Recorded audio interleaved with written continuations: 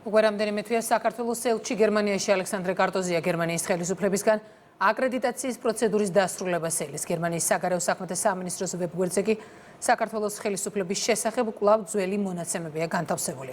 ოფიციალურ თბილისს, ოფიციალური ბერლინისგან არც ერთი ფაქტის განმარტება არ მიუღია. ნინი გოგიშვილი გვერდება პირდაპირ ეთერში.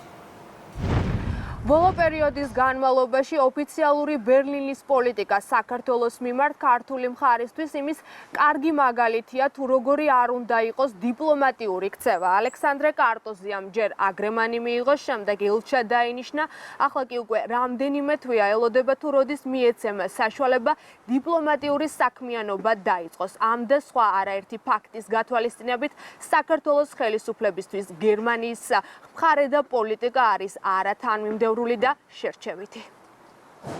2025 წლის 1 ოქტომბრიდან დღემდე გერმანიაში საქართველოს საგანგებო და სრულუფლებიან ელჩად დანიშნული ალექსანდრე კარტოზია აკრედიტაციის დასრულებისა და დიპლომატიური საქმიანობის დაწყების მოლოდინშია. უკვე მერვე თვეა ოფიციალური ბერლინი პროცედურებს აჭიანურებს, არადა ამ პერიოდში გერმანიის პრეზიდენტმა უკვე 12 სახელმწიფოს ელჩისგან მიიღო რწმუნებათა სიგელები.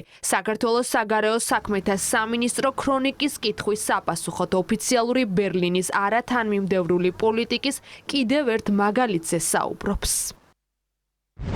2025 წლის 1 ოქტომბრიდან დღემდე გერმანიის პრეზიდენტმა ლიბანის, ბაჰრეინის, ეკვადორის, განას, კანადის, ნიგერიის, ინდონეზიის, კომორის კუნძულების კავშირის, ფილიპინების, კონგოს დემოკრატიული რესპუბლიკის, ახალი ზელანდიის, მონღოლეთის ახლად დანიშნული ელჩებისგან მიიღო რწმუნებათა სიგელები. ქართულ მხარეს ოფიციალური განმარტება გერმანული მხარისგან არ მიუღია. გერმანიის ფედერალური საგარეო უწყების ოფიციალურ ვებგვერდზე ასევე არ განახლებულა ინფორმაცია საქართველოს ხელისუფლების წარმომადგენლების შესახებ. მიუხედავად ქართული მხარის მიერ არაერთ გზის განხორციელებული ოფიციალური შეტყობინებისა, ქართული მხარისთვის სრულიად გაუგებარია გერმანიის ფედერალური საგარეო უწყების არათანმიმდევრული მიდგომები ქართულ სახელმწიფოსთან. ალექსანდრე კარტოზია ელჩად სწორედ გერმანიის ხელისუფლების მიერ გაცემული აგრემანის საფუძველზე დაინიშნა. აგრემანის შემდეგ რატომ არ ეძლევა მას აკრედიტაცია? ამ კითხვით გერმანიის საელჩოსა და საგარეო საქმეთა სამინისტროს მიუმართეთ. ქრონიკის კითხვები უპასუხოდ დატოვეს მაშინაც, როდესაც დავინტერესდით, თუ რატომ არ იცვლება ინფორმაცია საგარეო უწყების გვერდზე. 3 ოფიციალური ნოტის შემდეგაც დღემდე საქართველოს პრეზიდენტად სალომე ზურაბიშვილია მითითებული. ეს მაშინ, როდესაც მაგალითად რუსეთის შესახებ ინფორმაცია განაახლეს. ვებსაიტი განახლდება, მალე ჩვენს ვებსაიტს ექნება ახალი დიზაინი და გონივრულ ვადაში დაინახავთ საქართველოს შესახებ ცვლილებებს. ასე ბუნდოვნად იმიტომ ვამბობ, რომ საელჩო და მე ელჩი არ ვმართავთ ვებსაიტს, მე არ ვაკონტროლებ ამ საიტს. გერმანელი დიპლომატი რადიო თავისუფლებისთვის მიცემულ ინტერვიუში 2 წლის განმავლობაში ინფორმაციის განუახლებლობას ვებგვერდის დიზაინის ცვლილების მოლოდინით ხსნის. ამავე ინტერვიუში მან საქართველოს ხელისუფლებას კიდევ ერთხელ დასდო ბრალი ევროინტეგრაციის გზიდან გადახვევაში. ბევრმა პოზიცია შეცვალა, ელჩი ფიშერი კი ქართველი ხალხის შეურაცხყოფას განაგრძობს, ამბობს სახელმწიფო მინისტრი.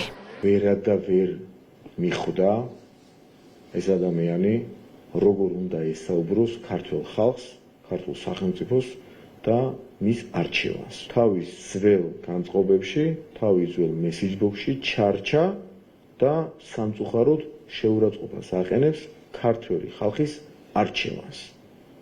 ქართულმა ხალხმა აირჩია ქართული ოცნების ხელისუფლება, რომლის მთავარი ღირებულება და მთავარი ხაზი გადაწყვეტილებების მიღების პროცესში არის დამოუკიდებელი გადაწყვეტილებების მიღება, ქვეყნის დამოუკიდებლობა და სუვერენიტეტი.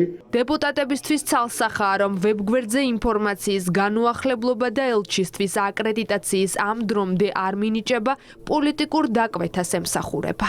ამ ქვეყნის მმართველობა მოქცეული არის იმ ძალების მმართველობაში და იმ ძალების დავალებას ასრულებს, რომლებიც ბოლო 4 წლის განმავლობაში საქართველოზე ყველა მხრიდან ახორციელებენ საერთაშორისო ზეწოლას. საქართველოს და გერმანიის მეგობრობისთვის არადამახასიათებელი ქცევით და პროცესებით ხდება სწორედ აი ამ მოცემულობაში თავდასხმა სრულუფლებიანი ელჩი, ეს არის ქვეყნის წარმომადგენელი და ნებისმიერი სახელმწიფო ვალდებულია სწორი სამართლებრივი და დიპლომატიური პროცესით შეხვდეს ქვეყნიდან ახალი ელჩის დანიშვნას. ქართული მხარე ოფიციალური ბერლინისგან განმარტებებს ელის თანაც 2 ეპიზოდზე.